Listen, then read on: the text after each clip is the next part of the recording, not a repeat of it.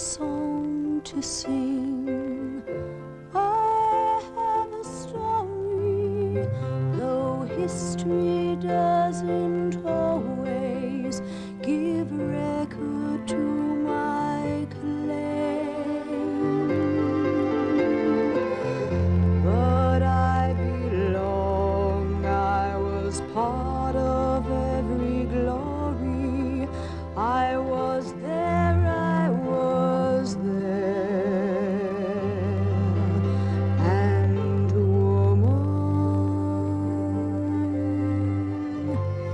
is my name.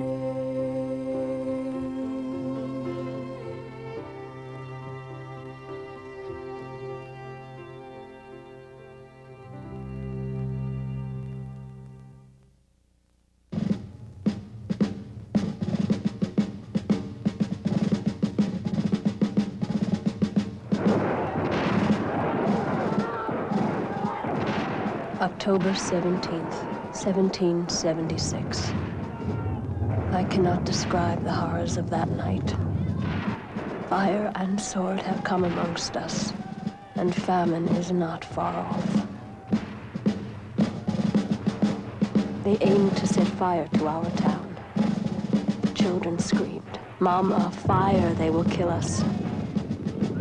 People were running everywhere. Shots whistled over our heads. Those who tried to resist were thrown into the flames.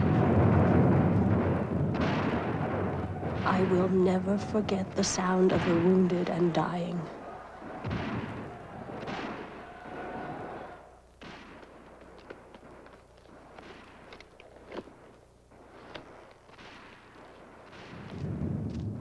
I've got to get to the soldiers' houses before it's too late. They'll set the whole countryside on fire if we don't stop them. Danbury is already burning.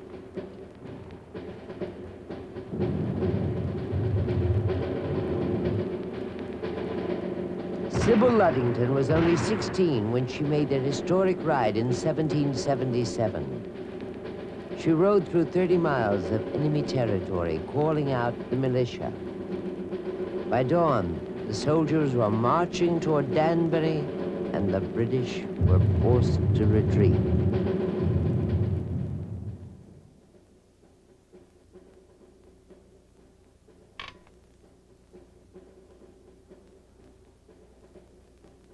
A dark cloud hangs over us.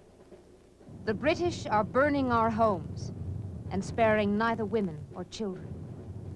Husbands and sons leave their teams in the fields to go to war. I hear a voice urging me to stand on my own ground and prepare to meet the enemy. I am 19. I want to live free or perish in the attempt. Under the name of Robert Shirtliff, Deborah Sampson fought in many battles for almost 2 years. She was seriously wounded twice. Even so, no one knew she was a woman until she contracted a fever and was taken to the hospital. 6 months after she left the army, she married a farmer by the name of Benjamin Gannett and had 3 children. Like all the other women, Deborah lived under the laws of colonial America, which stated, husband and wife are one person, and that person is the man. Women couldn't own property, keep the wages they earned, or have custody of their children.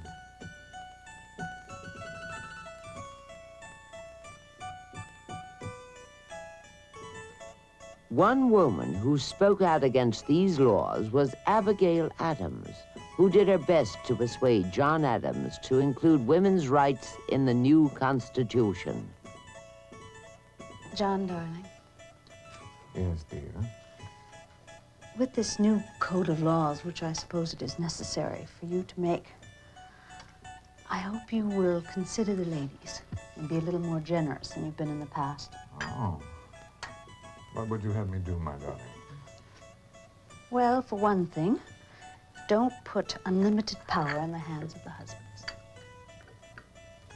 What are you trying to say? Just that all men would be tyrants if they could. Is there anything else, my dear?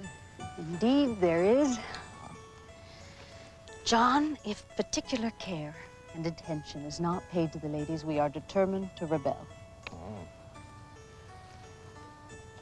We will not hold ourselves bound by any law in which we have no say or representation. I see.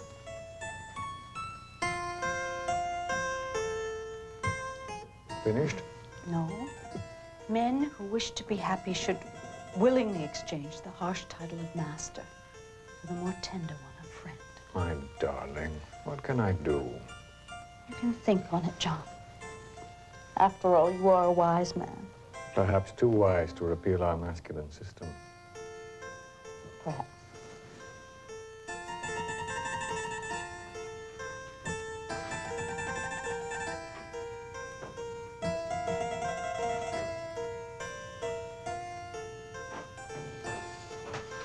I don't understand you. While you're proclaiming peace and goodwill towards men, you insist on absolute power over women. Can you blame me? Arbitrary power is like anything else that's unyielding. It's ultimately doomed to failure.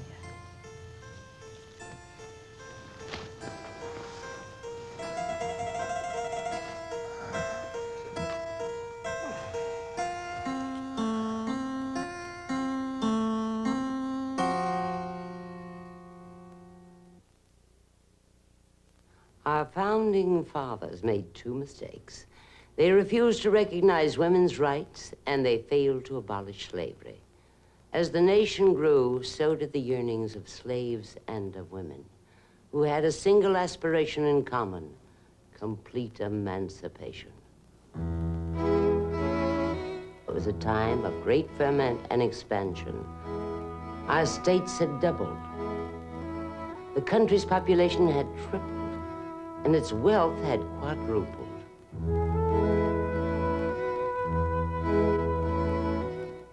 In the tiny factory town of Seneca Falls, Elizabeth Cady Stanton made a radical decision in 1848. She called for the first women's rights convention. She had no way of knowing whether other women would bother to come. She did know, however, that her father would disinherit her if she carried through with her plan. Father, I want you to look at this. Are you getting ready to lecture before audiences? Yes. Yes, I am. I hope you will never do it during my lifetime. For if you do, be assured of one thing. Your first lecture will be a very expensive one.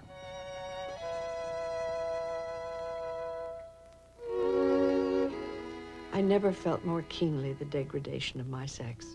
To think that all in me, of which my father would have felt a proper pride had I been a man, was deeply mortifying to him because I was a woman. That thought has stung me to a fierce determination to go forward and continue to speak out, despite the pressure from all sides. First my father, and now my husband, who has joined those who stand against the causes dearest to my heart. But I am determined. I will both write and speak.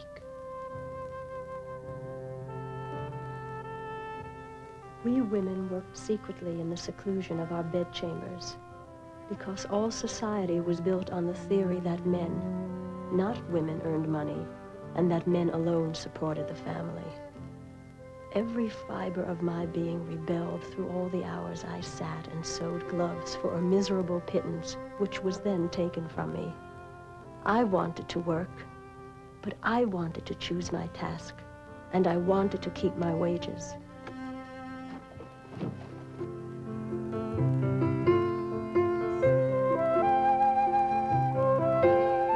Stanton's call for a convention at Seneca Falls was just the beginning for all women.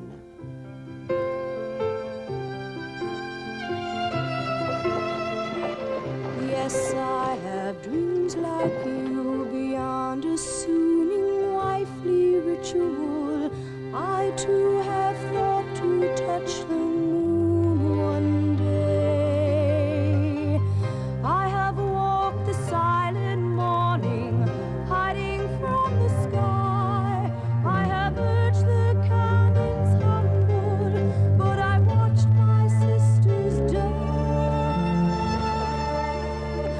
have seen the children hungry, I have felt the children cry.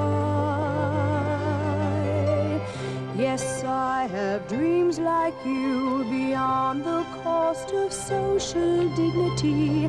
I think it's time to touch the moon today. Too long the simple mistress, too long the patient maid. Too many dreams I've tasted, wasted, and betrayed. Mother, I am sorry, but I am not afraid. I have a song to sing, I have a story. No gentleman or scholar will proffer it to shame. I will belong and be part of every glory. I'll be there, I'll be there. And woman is my name. Thank you so much for coming, Sarah. Thank you. We've come a long way. Our convention was a great success. 68 women and 32 men signed their names to a declaration protesting society's treatment of women. We asked for equal rights, including the right to vote.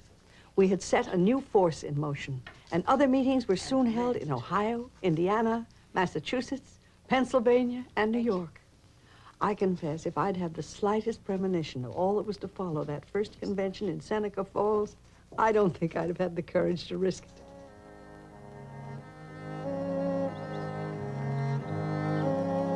When I saw that stately Quaker girl coming across my lawn, I knew that some happy son of Adam would be set by his ears.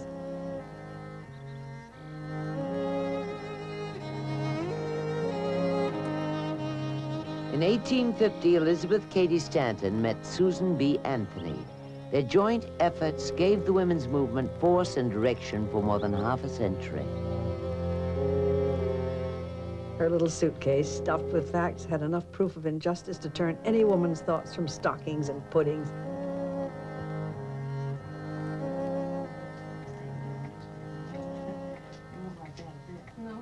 Day after day, we plotted and planned the coming agitation. Elizabeth and I wrote addresses for temperance, anti-slavery, educational, and women's rights conventions. We wrote resolutions, protests, appeals, petitions, agricultural reports, and constitutional arguments. We accepted every invitation to speak out on every question in order to maintain women's right to do so. People say Susan has been my good angel, always pushing and goading me to work, and but for her, I should never have accomplished the little I have. On the other hand, it has been said that I forged the thunderbolts and she fired them. Stanton stayed at Seneca Falls writing impassioned pleas for abolition and women's rights, while Susan B. Anthony took her message across the country, from New York to San Francisco, lecturing in churches, schoolhouses, halls, and barns, wherever she could find an audience.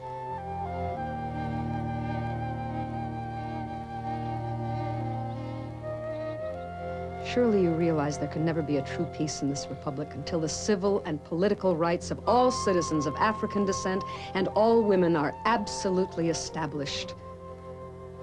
There is no compromise. We demand immediate and complete emancipation.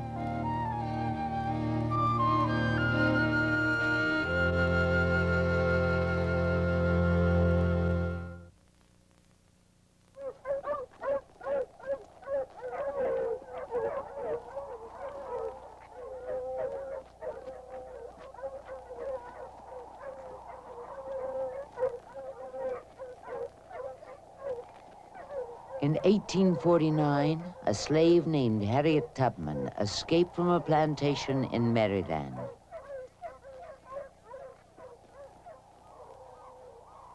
100 miles, tracked by men and dogs, she made her way north, from the Choptank River to Camden, from Camden to Newcastle, from Newcastle to Wilmington.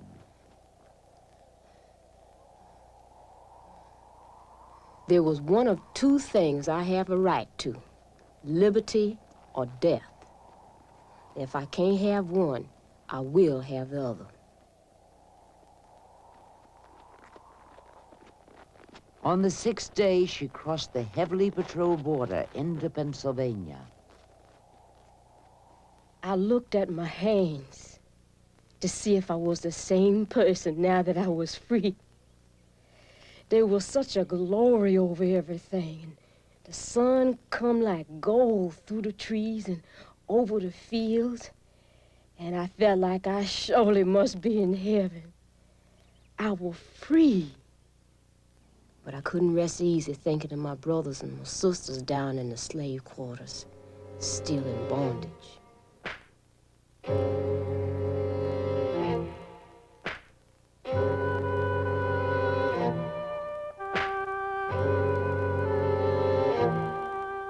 had seen their tears and heard their groans. Never closed my eyes that I didn't hear the horsemen coming to drag them away. I made me a solemn vow. The Lord helping me, I would bring them all to freedom.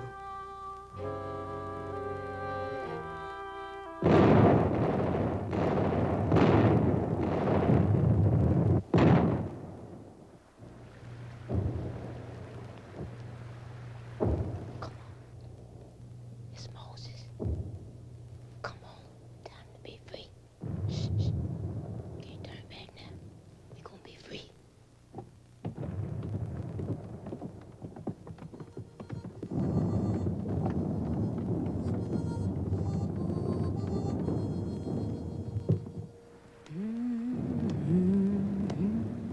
She went back again and again. She led so many slaves to freedom that slave owners offered $40,000 for her life.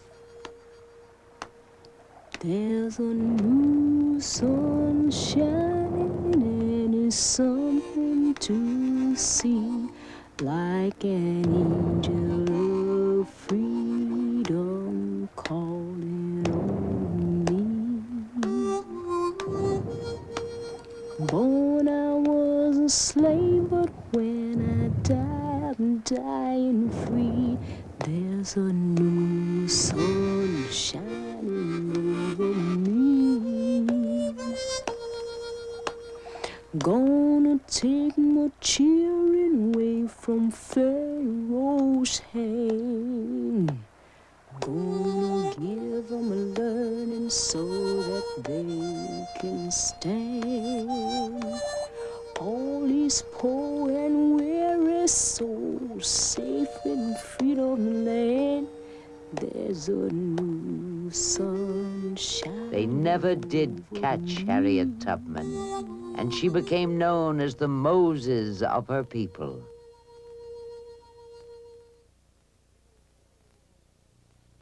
When the Civil War was over, women returned to the unresolved problem of women's rights. One of their most celebrated champions was the great evangelist, Sojourner Truth, who drew crowds wherever she spoke. She was never at a loss for the right word. Once a heckler called out, "Old woman, I don't care any more for your talk than I do for the bite of a flea." She looked him in the eye and replied, "Maybe not, but the Lord willing, I'll keep you scratching." When she spoke out for women's rights, she found the issue was an explosive one, especially with the ministers, who became self-appointed spokesmen for women's place in society. The Bible also says, "Do unto others as you have unto you." This room is fragile. The Bible also... Why are we arguing with each other? Why are we searching for answers? The answers are in this book. God shows us the way. Jesus was a man. He was not a woman. And when he chose his disciples, he chose men, not women. That little man in black over there says that a woman can't have as much rights as men because Christ was a man.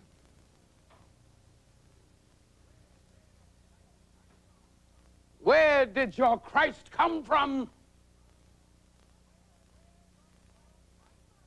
Where did your Christ come from? From God and a woman.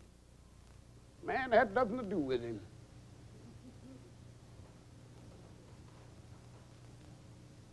Now, if the first woman God created was strong enough to turn the world upside down all alone, us together ought to be able to turn it back and get it right side up again. Sojourner Truth gave other women the courage not only to speak, but to act.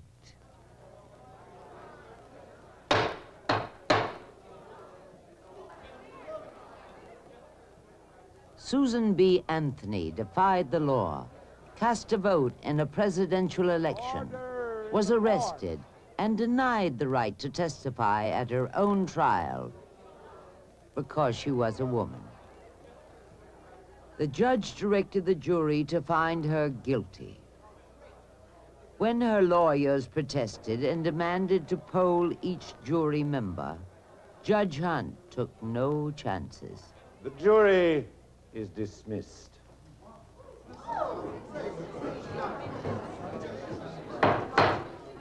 Order in the court.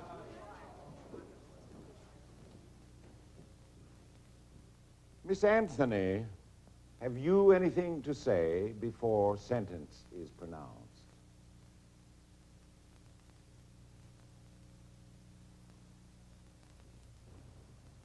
Yes, Your Honor. Yes, I have many things to say. For in your verdict of guilty, you have trampled underfoot every vital principle of our government. My natural rights, my civil rights, my political rights are ignored. The court cannot listen to arguments that the prisoner's counsel has already covered. May it please Your Honor, I am not arguing the question, but simply stating the reasons why sentence cannot, in justice, be pronounced against me. Your denial of my citizens' right to vote is the denial of my right to consent, the denial of my right to a trial by a jury of my peers, the denial of my sacred rights to life, liberty. The court cannot allow the prisoner to go on. But, Your Honor, will not deny me this one and only protest against this high-handed outrage against my citizens' rights. Prisoner must sit down. The court cannot allow this. All my prosecutors, from the 8th Ward corner grocery store politician who entered the complaint, to the U.S. Marshal, the Commissioner, the District Attorney, the District Judge, and Your Honor on the bench, not one of those men was my peer. Native or foreign, white or black, rich or poor, educated or ignorant, awake or asleep, sober or drunk, each and every man is my political superior. Hence, in no sense, my peer. The court must insist the prisoner has been tried according to the established forms of law. Yes, Your Honor, yes, but by laws made by men, interpreted by men, administered by men, in favor of men and against women.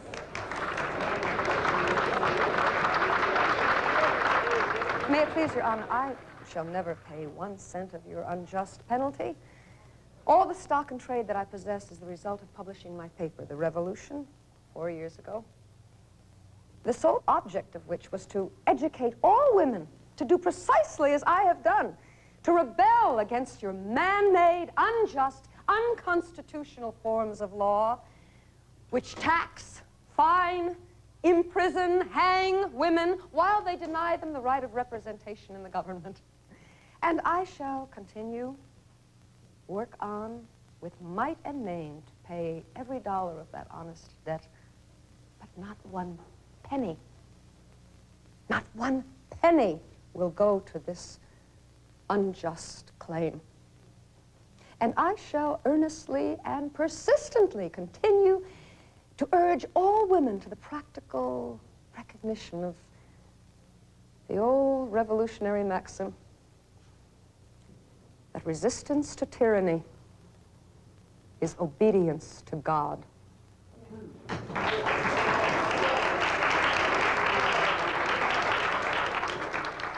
She was fined $100 for voting illegally. Although Anthony never lived to see women get the vote, she died assuring her supporters that failure was impossible.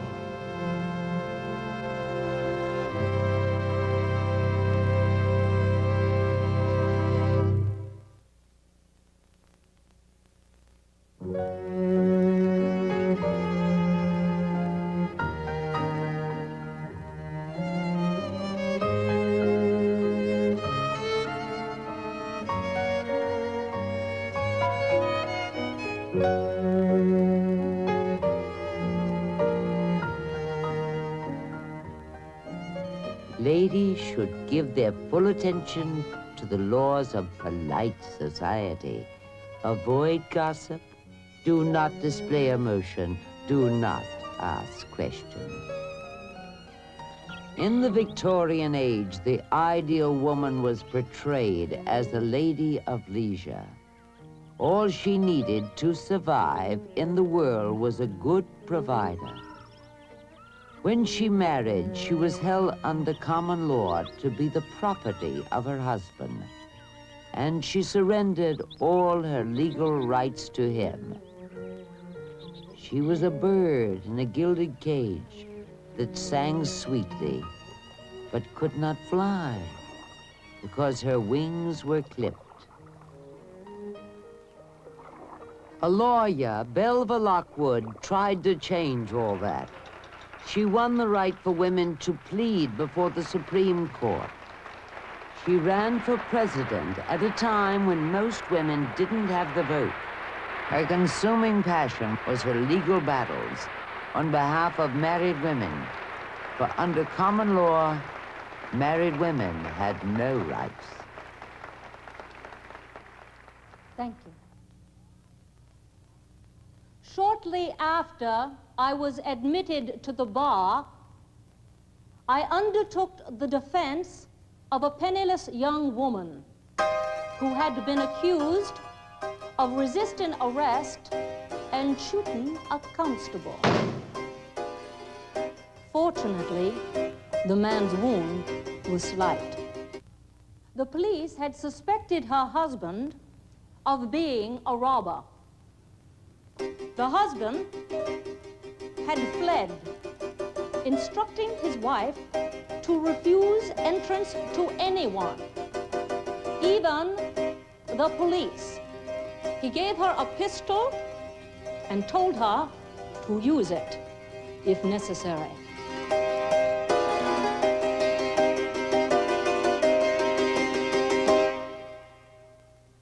When I talked to my client in the Washington jail, she wept that she only wanted to confess and be punished. I told her no one has to testify against himself. In the course of the trial, she burst into tears and told the whole story, acknowledging her guilt. I was stunned. I didn't know what to say. I looked at the jury. They were all men, of course. I thought bitterly, that's one of the things that common law did. Kept women off juries. But the thought of common law inspired me. I knew what I was going to say. Gentlemen of the jury, the laws must be upheld. My client has committed the double offense of resisting arrest and shooting an officer of the law. She has admitted it. The District of Columbia is under common law. That law states that a woman must obey her husband. I charge that the husband is the one who shot the officer. After all, you don't want women to resist their husbands. The jury brought in a verdict of not guilty. For the rest of her life, Belva Lockwood helped women gain legal recognition of rights that would one day make them full citizens.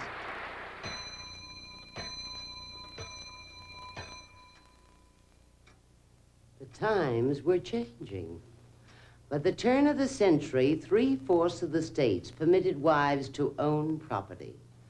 2/3 of the states let them keep their earnings, and 7 states granted them an equal share in the guardianship of their children. More and more, women questioned the roles history gave them. The corset became the target of liberated women's scorn. Corset wearers found it hard to breathe or do the simplest chores. They fainted frequently and suffered mysterious illnesses. In striving to prove themselves ladies and superior to working women, the corset wearers reduced their waist as much as 15 inches. Not satisfied with that, Anna Hell, star of the Ziegfeld Follies, had 1 rib removed and hastened her own death. The changing role of women and the revolution in the arts were all too much for Anthony Comstock, the country's self-proclaimed guardian of public morals and head of the Society for the Suppression of Vice.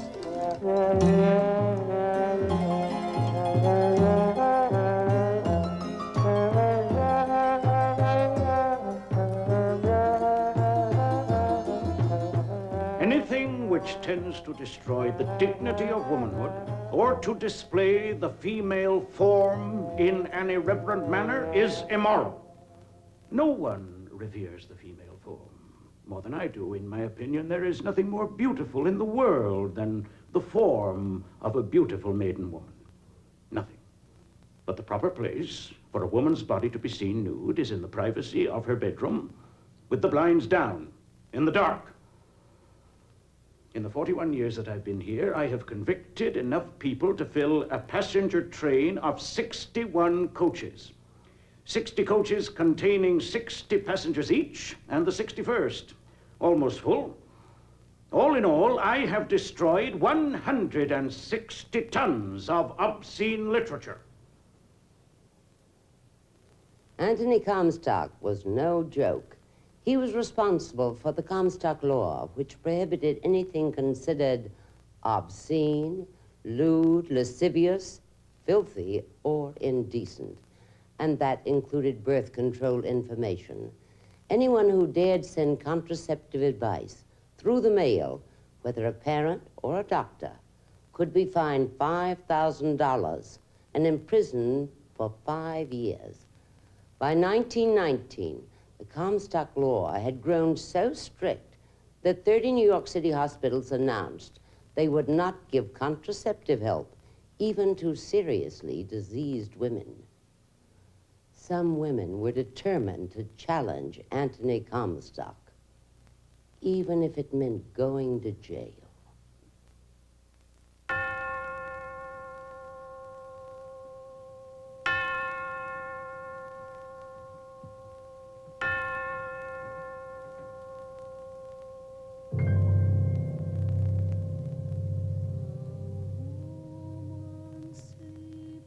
It is lonely to die in childbirth. The battle rages inside you. One life struggling against another. Struggling against you,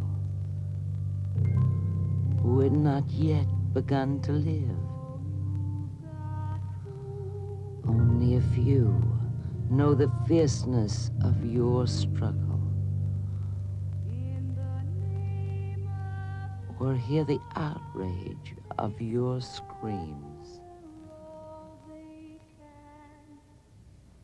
To die in childbirth is a very lonely death. Dear friend, you have no idea how bad I need your help. I am 38 years old and am the mother of 6 living children and 1 dead. I have had many miscarriages, and in the last 6 years I have had 4 children and was again in bed with a mishap. Please do be kind and tell me just some little thing that would help me out.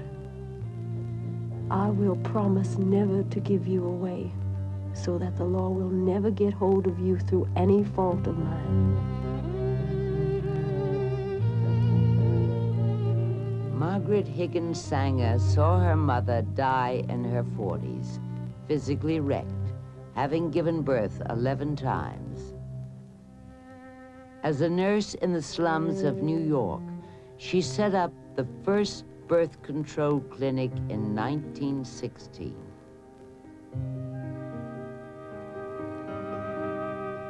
But police closed the clinic and Sanger went to jail. When she was released, Sanger carried her birth control campaign around the world. Sent to prison 9 times, she served her sentences teaching contraception to other prisoners.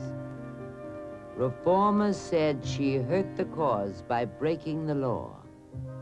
Sanger insisted her first priority was to get scientific facts to the women who needed them most.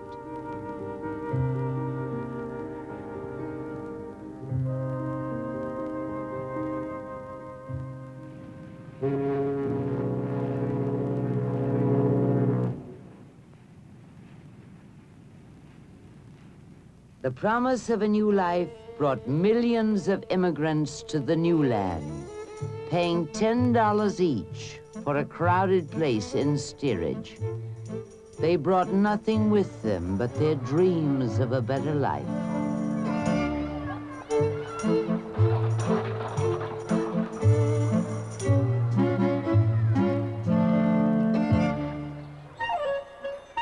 Some fulfilled their dreams.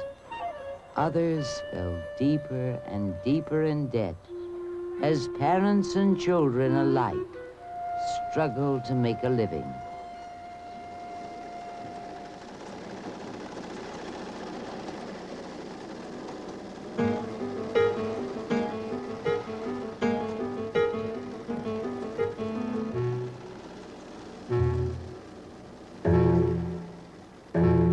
People crowded together, 16, 18 hours a day, working for bosses they never saw.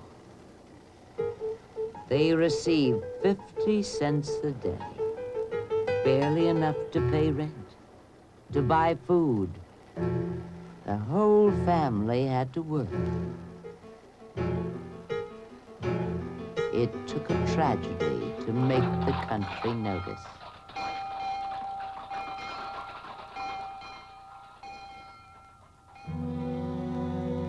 At the Triangle Waste Company in New York City, owners had locked all exits, fearing that women would steal from the company. When fire broke out, workers discovered that the doors were bolted, and they fled for escape to windows of the 10-story building. Spectators on the street below thought at first that the owners were hurling dress goods to safety. But then they realized with horror that the falling bundles were women. It was all over in a few minutes, and 148 workers lay dead.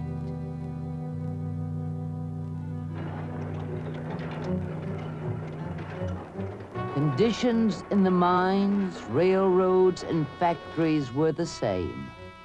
Just as cruel, just as inhuman for men, women, and children. By 1900, 2 million children were working in the mills and mines. The owner said, "Why pay a man $1 when you can pay a child a dime?"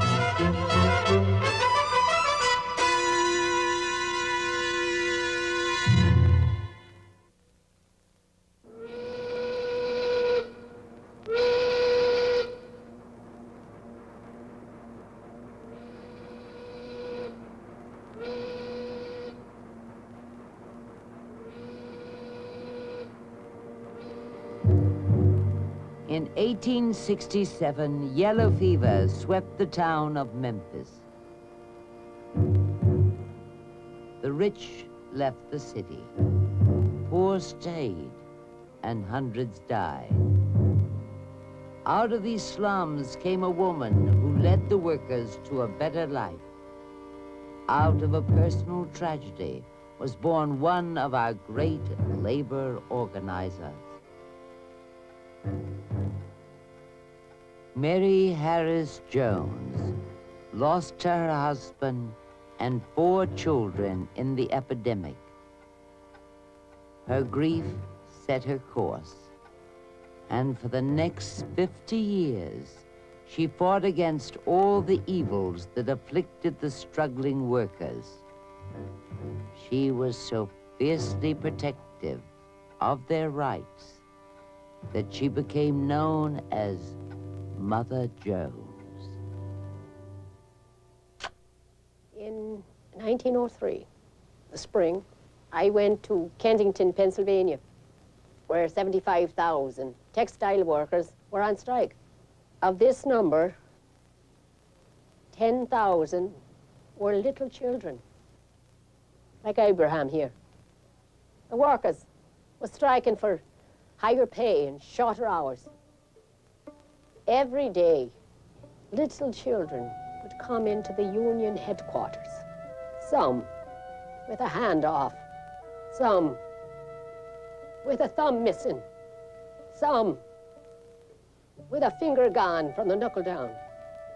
Stooped little things they were, round-shouldered, puny.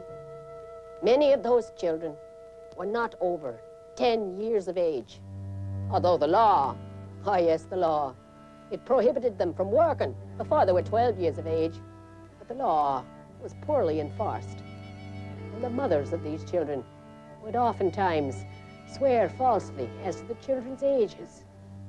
On one block in Kensington, 14 women, mothers of 22 children, explained that it was either a question of starvation or perjury, because the fathers had either been killed or maimed in the mines. I asked this newspaper man why they didn't publish the facts about child labor in Pennsylvania, and he said they couldn't because the mill owners owned stock in the newspapers. I said, well, I've got stock. I've got stock in the children, and I'll get it some publicity. Mary Harris Jones marched with the children down New York's 4th Avenue. She organized workers in the railroads, the steel mills, the coal mines, and soon the march became a march of thousands. I don't believe in women's rights or men's rights, but in human rights. Women should raise hell. Whatever their fight, for God's sake, don't be ladylike. She was shot at, beaten, and repeatedly jailed, the last time at the age of 89. But she lived to see her dream of a united workers' movement become a reality.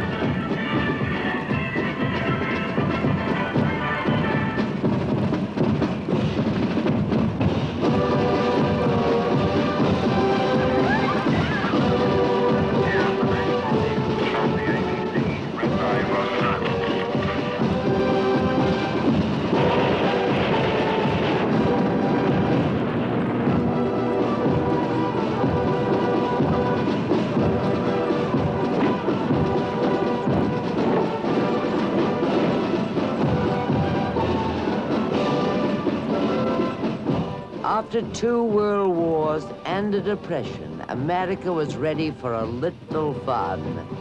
In the fabulous 50s, life, liberty, and the pursuit of happiness was a reality for many, but not for the citizens of Montgomery, Alabama. I have this date instructed the police department of the city of Montgomery to continue to enforce the segregation laws as now written on our books. And as long as I am police commissioner of the city of Montgomery, I expect to follow this procedure. In 1955, segregation was a way of life in many parts of the country. But one woman decided, as others had before her, that freedom was worth fighting for. Rosa Parks refused to surrender her seat to a white man on a bus in Montgomery, Alabama. Whites would accuse you of causing trouble when all you were doing was acting like a normal human being instead of cringing. You didn't have to wait for lynching.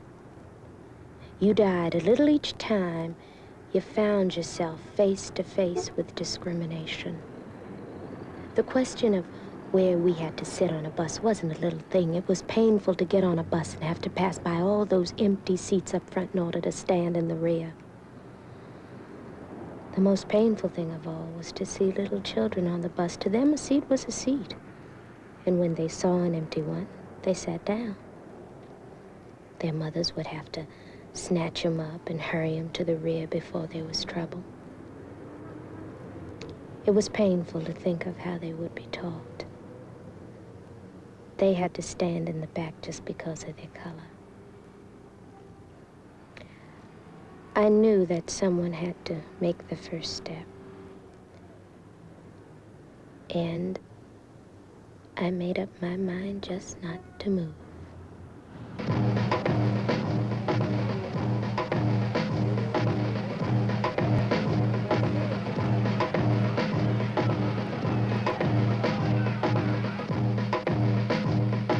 Her courageous act inspired others to take a stand for their beliefs.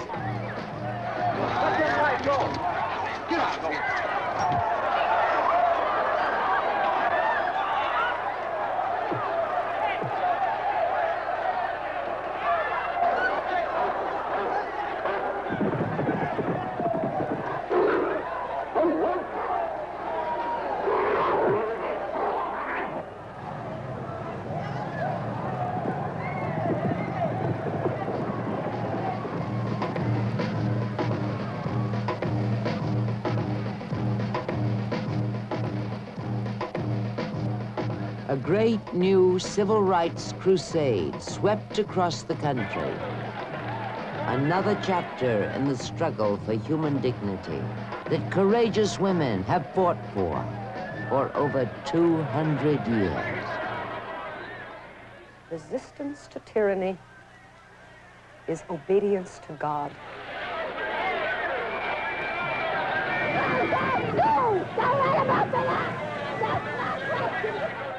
Come on, we're going to be free. I don't believe in women's rights or men's rights. I believe in human rights. Women should raise hell. Whatever their fight, for God's sake, don't be ladylike.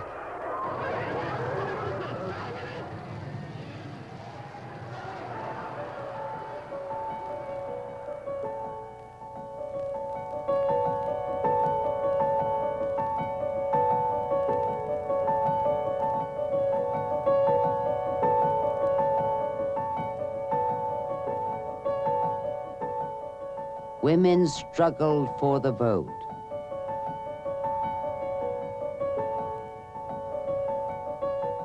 Women fought against slavery.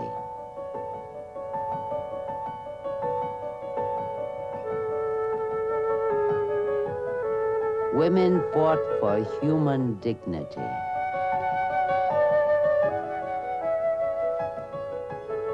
Women defended our country.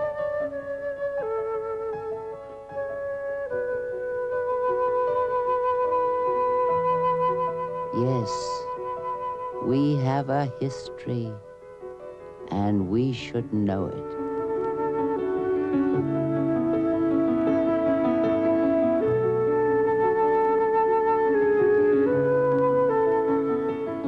Ida Wells Barnett began the campaign that ended lynching.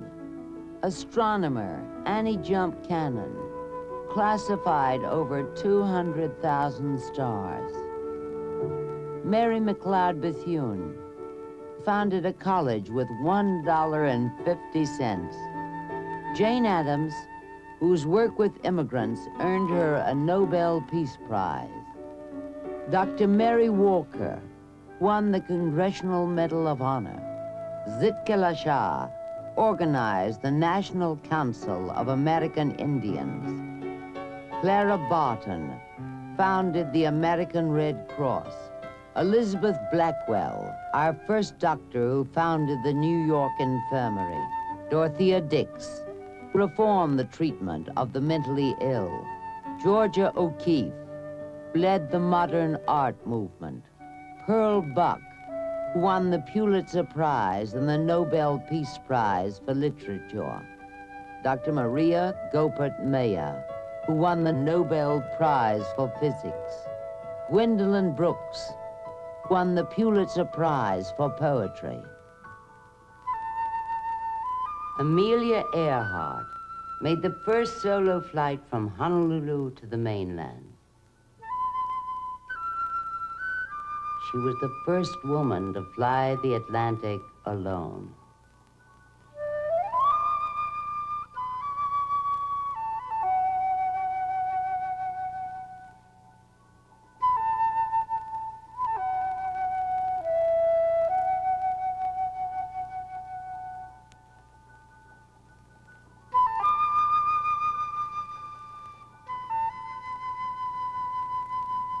Amelia Earhart never came back from her last flight across the Pacific in 1937. However, she left a letter for her husband. Please know, I'm quite aware of the hazard. Women must try to do things as men have tried. When they fail, their failure must be but a challenge to others. A challenge to all of us.